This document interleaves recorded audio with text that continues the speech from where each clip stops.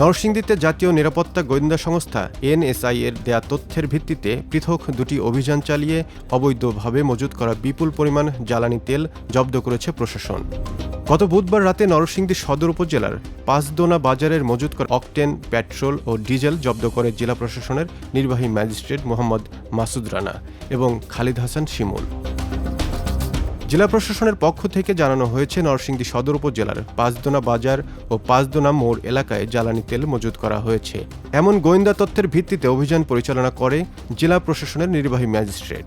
এ সময় অবৈধভাবে 280 litre octane এবং 600 লিটার ডিজেল মজুদের দায়ে পাঁচদোনা বাজারস্থ হুমায়ুন এন্টারপ্রাইজের মালিক হুমায়ুন কবিরকে 40,000 টাকা এবং 1000 লিটার ডিজেল এবং 200 লিটার অকটেন মজুদের দায়ে ডাঙ্গা রোডস্থ আয়াজ এন্টারপ্রাইজের মালিক কায়ুমকে 50,000 টাকা অর্থদণ্ড দিয়েছে আদালত।